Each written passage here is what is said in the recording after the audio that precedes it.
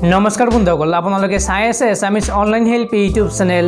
বন্ধুসকল, ইতিমধ্যে আজি পুৱাই 9টা গুৰুত্বপূৰ্ণ খবৰ ওলাই আহিছে আৰু ইয়াৰ প্ৰতিটো খবৰে আপোনাৰ বাবে অত্যন্ত গুৰুত্বপূৰ্ণ। সেয়েহে ভিডিঅ'টো শেষলৈ চাই থাকিব। আৰু বন্ধুসকল, আজিৰ এই 9টা গুৰুত্বপূৰ্ণ খবৰ জনাৰ আগতে আপোনালৈ এটা সৰু ৰিকুৱেষ্ট, যদি ভিডিঅ'টো ভাল লাগে তেন্তে লাইক কৰি দিবা আৰু এনেকুৱা ধৰণৰ নতুন নতুন ভিডিঅ' পাবলৈ চেনেলটো ছাবস্ক্ৰাইব কৰি কাষত থকা বেল আইকনটো প্ৰেছ কৰি ৰাখিব, যাতে যেতিয়াই মই যিবোৰ ভিডিঅ' আপলোড কৰোঁ তাৰ নটিফিকেশ্যনসমূহ সকলোতকৈ আগতে আপোনাৰ মোবাইলত যায়। বন্ধুসকল, প্ৰথম খবৰটিয়ে হৈছে অসমৰ বাহিৰত আবদ্ধ শ্ৰমিকৰ লগতে অন্যান্য লোকসকলৰ ৰেলৰ ভাড়া বহন কৰিব অসম প্ৰদেশ কংগ্ৰেছে। লকডাউনৰ ফলত দেশৰ বিভিন্ন ৰাজ্যত কৰ্মসংস্থাপনহীনভাৱে আবদ্ধ হৈ থকা অসমৰ শ্ৰমিকসকলক কেন্দ্ৰ আৰু ৰাজ্য চৰকাৰে বিশেষ ৰেলযোগে নিজ ৰাজ্যলৈ নিয়াৰ ব্যৱস্থা কৰিছে যদিও ৰেলৰ টিকট বিনামূলীয়া কৰা নাই। সেয়েহে এই দুৰ্দশাগ্ৰস্ত শ্ৰমিকসকলৰ ৰেলৰ টিকটৰ মূল্য কংগ্ৰেছ দলে বহন কৰাৰ কথা দলৰ সভানেত্ৰী সোনিয়া গান্ধীয়ে ঘোষণা কৰিছে। দেশৰ প্ৰতিখন প্ৰদেশ কংগ্ৰেছ কমিটিক সহায়ৰ হাত আগবঢ়োৱাৰ নিৰ্দেশ দিছে। প্ৰাক্তন মুখ্যমন্ত্ৰী তৰুণ গগৈয়ে সভানেত্ৰীগৰাকীৰ এই পদক্ষেপক আদৰণি জনাইছে আৰু যৎপৰোনাস্তি সহায়ৰ হাত আগবঢ়োৱাৰ প্ৰতিশ্ৰুতি দিছে। সাংবাদিকক তৰুণ গগৈয়ে কয় যে অসম প্ৰদেশ কংগ্ৰেছ কমিটিয়ে অসমৰ বাহিৰত আবদ্ধ হৈ থকা সকলো লোকৰে ৰেলৰ ভাড়া বহন কৰিব। ইয়াৰ বাবে যি টকাৰ প্ৰয়োজন হ'ব সেই টকা সংগ্ৰহ কৰিবলৈ প্ৰদেশ কংগ্ৰেছ প্ৰস্তুত হোৱাৰ কথাও উল্লেখ কৰে প্ৰাক্তন মুখ্যমন্ত্ৰীগৰাকীয়ে। বন্ধুসকল, তাৰ পিছৰ 2 নম্বৰ খবৰটিয়ে হৈছে 2018 চনত আছামীৰ সৈতে দিল্লীলৈ গৈ আজিও ঘূৰি নাহিল অসম আৰক্ষীৰ কনিষ্টেবল বুকুল চন্দ্ৰ দাস। নগাঁও জিলাৰ তুলসীমুখৰ এটা পৰিয়ালৰ কৰুণ গাথা। 2018 চনৰ পৰা সন্ধানহীন হৈ আছে ঘৰৰ একমাত্ৰ পুত্ৰ তথা এগৰাকী আৰক্ষীৰ কনিষ্টেবল। ডিফু পুলিচ ৰিজাৰ্ভ ছাউনীত কৰ্মৰত কনিষ্টেবলগৰাকীৰ নাম বুকুল চন্দ্ৰ দাস।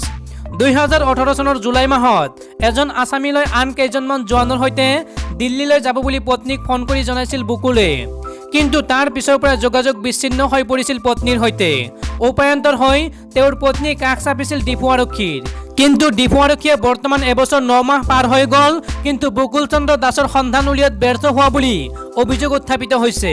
উল্লেখযোগ্য যে বুকুলৰ ৰোগীয়া পিতৃ, বৃদ্ধা মাতৃ আৰু 2টা সন্তান বুকুত বান্ধি এসাঁজ খাই আন এসাঁজৰ বাবে চিন্তা কৰিবলগীয়া হৈছে পত্নী। পেটৰ ক্ষুধা নিবাৰণৰ বাবে কাম কৰিবলগীয়া হৈছে আনৰ ঘৰত। এতিয়া মাতৃৰ চকুত কেৱল চকুলো, কান্দিছে ৰোগীয়া পিতৃয়েও, দুচকুত চকুলো দুৰ্ভগীয়া পত্নীৰ, যাৰ বাবে উপায়ন্তৰ হৈ মুখ্যমন্ত্ৰী আৰু বিত্তমন্ত্ৰীৰ সহায় বিচাৰি দুৰ্ভগীয়া মাতৃৰ কাতৰ অনুৰোধ। সৰ্বানন্দ সোণোৱাল আৰু হিমন্ত বিশ্ব শৰ্মা ডাঙৰীয়া, মোৰ ল'ৰাটো বিচাৰি উলিয়াই দিয়ক, মই আপোনালোকৰ ভৰিত ধৰিছো। বন্ধুসকল, তাৰ পিছৰ 3 নম্বৰ খবৰটিয়ে হৈছে মন্ত্ৰী ডক্টৰ হিমন্ত বিশ্ব শৰ্মাৰ গুৰুত্বপূৰ্ণ সংবাদমেল।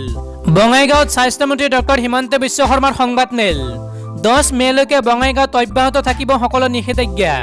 কেৱল গেলামাল দোকান, ফাৰ্মাচী আৰু তেল ডিপোহে খোলা থাকিব। বানপানীৰ লগত জড়িত কিছু কামহে চলিব জিলাখনত। বঙাইগাঁও অসামৰিক চিকিৎসালয় পৰ্যবেক্ষণ মন্ত্ৰীগৰাকীৰ। বুজ ল'লে সকলো কণ্টেইনমেণ্ট জ'নৰ পৰিস্থিতি। বঙাইগাঁও জিলাবাসীলৈ আশাৰ বতৰা। মানিকপুৰৰ কৰোণা আক্ৰান্ত কিশোৰীৰ দ্বিতীয় পৰীক্ষাত আহিছে নেগেটিভ হ'লেও 10 মেলৈকে অপেক্ষা কৰিবলৈ আহ্বান। 10 মেত জনা যাব সকলো তথ্য। কোৱাৰেণ্টাইন থাকিবলৈ অমান্তি হোৱা বঙাইগাঁৱৰ চিকিৎসক ডাক্তৰ এম ইছলামৰ বিৰুদ্ধে তোলা অভিযোগ চালি জাৰি চাব বিষয়টো। চিকিৎসক হিচাপে প্ৰথম দিনা কোৱাৰেণ্টাইনত থাকিবলৈ অস্বীকাৰ কৰা কাৰ্যত অসন্তুষ্ট মন্ত্ৰীগৰাকী। এগৰাকী চিকিৎসক হিচাপে তেওঁৰ এই আচৰণ অশোভনীয়। 5 বছৰৰ তলৰ সন্তান থাকিলেও কৰ্মক্ষেত্ৰত আহিব লাগিব চিকিৎসাকৰ্মী তথা আৰক্ষীৰ লোক। বৰ্তমান কৰোণা ভাইৰাছত আক্ৰান্তসকলৰ ফলাফল আহিব 10 মেৰ ভিতৰত। 11 মেত পৰ্যবেক্ষণ কৰা হ'ব বঙাইগাঁৱৰ পৰিৱেশ। সংক্ৰমণৰ বিষয়টো আলোচনা কৰা হ'ব। বন্ধুসকল, তাৰ পিছৰ 4 নম্বৰ খবৰটিয়ে হৈছে সপ্তাহত মাত্ৰ 2 দিনহে খুলিব পাৰিব ব্যৱসায়িক প্ৰতিষ্ঠান। নিয়ম ভাঙিলেও সন্মুখীন হ'ব লাগিব কঠোৰ শাস্তিৰ। সোমবাৰৰ পৰা দেশত আৰম্ভ হ'ল 3য় পৰ্যায়ৰ লকডাউন। লকডাউনৰ বাবে ইতিমধ্যে ৰাজ্য চৰকাৰেও জাৰি কৰিছে বিভিন্ন নীতি নিৰ্দেশনা। ৰাজ্যৰ 1/3 ব্যৱসায়িক প্ৰতিষ্ঠান খুলিবলৈ দিয়া হ'ল অনুমতি। গুৱাহাটী মহানগৰীৰ ব্যৱসায়িক প্ৰতিষ্ঠান খোলাৰ ক্ষেত্ৰত কামৰূপ জিলাৰ উপায়ুক্ত বিশ্বজিৎ পেগুৱে দিলে গুৰুত্বপূৰ্ণ নিৰ্দেশনা। কোনখন দোকান কোনদিনা খুলিব সেই সিদ্ধান্তৰ দায়িত্ব জিলা প্ৰশাসনে অৰ্পণ কৰিছে ব্যৱসায়িক প্ৰতিষ্ঠানৰ মালিকক। 1/3 দোকান সপ্তাহৰ 6টা দিন খোলা থকাৰ বিপৰীতে দেওবাৰে বন্ধ থাকিব সকলো দোকান। খুচৰা আৰু পাইকাৰী ব্যৱসায়িক প্ৰতিষ্ঠানৰ ক্ষেত্ৰতো প্ৰযোজ্য হ'ব একেই নিয়ম। উল্লেখযোগ্য যে গুৱাহাটী মহানগৰীত আছে মুঠ 1200খন পাইকাৰী দোকান। ইয়াৰে ব্যৱসায়ীসকলে দৈনিক 400খন দোকান খুলিব পাৰিব। এই ক্ষেত্ৰত যদি কোনোৱে আইন অমান্য কৰে তেতিয়া দোকানখন ভাড়াত দিয়া মালিকজনৰ বিৰুদ্ধে ৰুজু হ'ব গোচৰ, হয়তো বাতিল হ'ব পাৰে অনুজ্ঞাপত্ৰও। যিসমূহ দোকান খুলিব তেওঁলোকে সামাজিক দূৰত্ব, হেণ্ড চেনিটাইজাৰ আৰু মাস্ক ব্যৱহাৰ কৰাটো বাধ্যতামূলক। ইফালে গুৱাহাটীৰ ৰেষ্টুৰেণ্ট, চাহ দোকান, আইচক্ৰীম ইত্যাদিৰ হোম ডেলিভাৰী হ'লেহে খুলিব পাৰিব। কোনো লোকে মন কৰিলে দোকান খুলি গ্ৰাহকক বহি খাবলৈ দিব নোৱাৰিব। লগতে গুৱাহাটীত অব্যাহত থাকিব সকলো প্ৰকাৰৰ ই-কমাৰ্চ। বন্ধুসকল, তাৰ পিছৰ 6 নম্বৰ খবৰটিয়ে হৈছে চীনৰ লেবৰেটৰীৰ পৰা কৰোনা ভাইৰাছ বিয়পি পৰাৰ ডাঙৰ প্ৰমাণ হাতত পৰিছে আমেৰিকা যুক্তৰাষ্ট্ৰৰ, এই দাবী কৰিছে বিদেশ মন্ত্ৰীয়ে। আমেৰিকাৰ বিদেশ মন্ত্ৰী মাইক পম্পিঅ'ই কৈছে যে কৰোনা ভাইৰাছৰ সংক্ৰমণ চীনৰ লেবৰেটৰীৰ পৰা বিয়পাৰ ডাঙৰ প্ৰমাণ আছে। অৱশ্যে বিদেশ মন্ত্ৰীগৰাকীয়ে সংবাদ মাধ্যমৰ আগত কোনো প্ৰমাণ দাঙি ধৰা নাই। বিশ্বৰ বহুকেইখন দেশে বহুদিনৰ পৰা উহানত থকা চীনৰ লেবৰ ওপৰত সন্দেহ ব্যক্ত কৰি আহিছে। লেবটোত কৰোনা ভাইৰাছৰ ওপৰত গৱেষণা কৰা হৈছিল। এপিনে এই সন্দৰ্ভত চীনে সকলো অভিযোগ নাকচ কৰি আহিছে। ABC নিউজৰ সৈতে হোৱা এক সাক্ষাৎকাৰত দেওবাৰে আমেৰিকাৰ বিদেশ মন্ত্ৰী মাইক পম্পিঅ'ই চীনৰ ওপৰত গুৰুতৰ অভিযোগ আনে আৰু প্ৰমাণ থকাৰ কথা ব্যক্ত কৰে। পূৰ্বে মাইকে কৈছিল যে আমেৰিকাই চীনৰ উহান চহৰৰ লেবৰ পৰা কৰোনা ভাইৰাছ বিয়পি পৰিছে নেকি তাৰ অনুসন্ধান চলাই আছে। আমেৰিকাৰ বিদেশ মন্ত্ৰীগৰাকীয়ে কয় যে এয়া ক'ৰ পৰা বিয়পিছে তাৰ বহুত ডাঙৰ প্ৰমাণ মজুত আছে। মই আপোনালোকক ক'ব পাৰোঁ যে উহানৰ লেবৰ পৰা ই বিয়পি পৰা সম্পৰ্কত ডাঙৰ প্ৰমাণ মজুত আছে।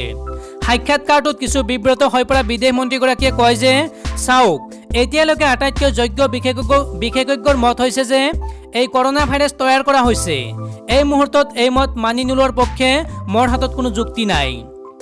যোৱা বৃহস্পতিবাৰে আমেৰিকাৰ ৰাষ্ট্ৰপতি ডনাল্ড ট্ৰাম্পেও একেধৰণে দাবী কৰি কৈছিল যে তেওঁ চীনৰ লেবৰ পৰা ভাইৰাছটো বিয়পা সম্পৰ্কত প্ৰমাণ দেখিছে, যদিও সেয়া সদৰি কৰিব নোৱাৰে।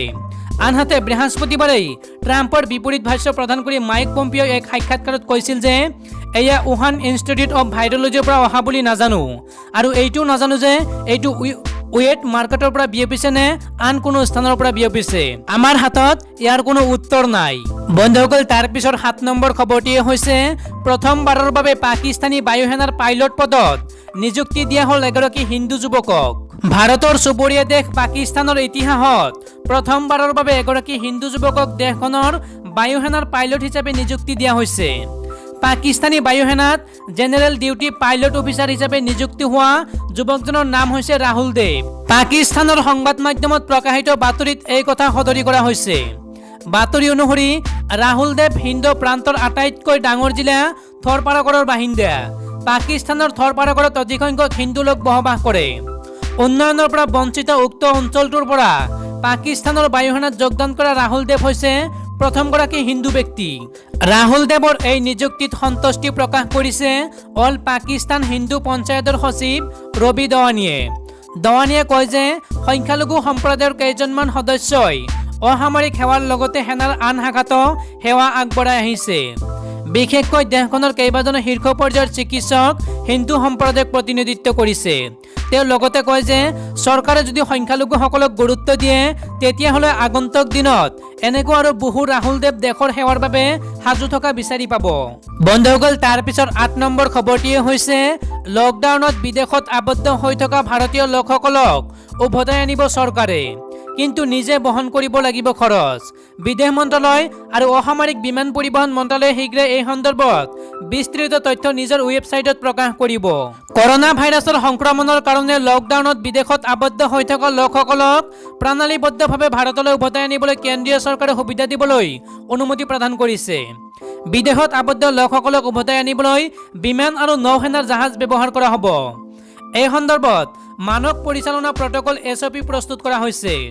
বিদেশ মন্ত্ৰালয়ৰ দূতাবাস আৰু উচ্চায়ুক্তই এনে ভাৰতীয় নাগৰিকৰ সূচী প্ৰস্তুত কৰিছে যিসকলে দেশলৈ উভতি আহিব বিচাৰি হাৰাশাস্তি খাইছে। এনে যাত্ৰীসকলে নিজৰ খৰচ বহন কৰিব লাগিব। বিমান যাত্ৰাৰ কাৰণে পূৰ্বে নিৰ্ধাৰিত নকৰা কমাৰ্চিয়েল ফ্লাইটৰ ব্যৱহাৰ কৰা হ'ব। এই যাত্ৰাসমূহ 7 মে'ৰ পৰা প্ৰণালীবদ্ধভাৱে আৰম্ভ হ'ব। কৰোনা ভাইৰাছৰ লক্ষণ নথকা লোককহে বিমান যাত্ৰাৰ সুযোগ দিয়া হ'ব। উৰণৰ পূৰ্বে সকলোৰে মেডিকেল স্ক্ৰিনিং কৰা হ'ব। গন্তব্য স্থানত উপস্থিত হৈ সকলোৱে আৰোগ্য হেতু এপত ৰেজিষ্টাৰ কৰিব লাগিব। সকলোৰে মেডিকেল পৰীক্ষা কৰা হ'ব। পৰীক্ষাৰ অন্তত ৰাজ্য চৰকাৰে তেওঁলোকক হাস্পতাল অথবা সংস্থাগত কোৱাৰেণ্টাইনত 14 দিনৰ খৰচ উঠোৱাৰ বিনিময়ত ৰাখিব। 14 দিনৰ পিছত পুনৰ কৰোনা টেষ্ট কৰা হ'ব আৰু পৰৱৰ্তী কাম কাজ কৰা হ'ব। 7 মে'ৰ পৰা আৰম্ভ হ'বলগীয়া এই অভিযান কালত প্ৰথমতে গাল্ফ দেশৰ পৰা ভাৰতীয়সকলক অনা হ'ব। ইয়াৰ পিছত ব্ৰিটেইন আৰু আমেৰিকাত আবদ্ধ থকা লোকসকলক অনা হ'ব। সদ্যহতে ব্ৰিটেইনৰ পৰা ভাৰতলৈ আহিবলৈ প্ৰায় 90,000 লোকে নিজকে ৰেজিষ্টাৰ কৰিছে। ইয়াৰ অধিকাংশই ছাত্ৰ অথবা পৰ্যটক, কিছুসংখ্যকে জৰুৰী কামৰ কাৰণে উভতি আহিব বিচাৰিছে। আমেৰিকাৰ পৰা মুঠ 22,000 লোকে উভতি আহিবলৈ নিজকে ৰেজিষ্টাৰ কৰিছে। 7 মে'ৰ পৰা আৰম্ভ হ'বলগীয়া এই অভিযানত গাল্ফ দেশৰ পৰা 33,000 লোকক ভাৰতলৈ অনা হ'ব।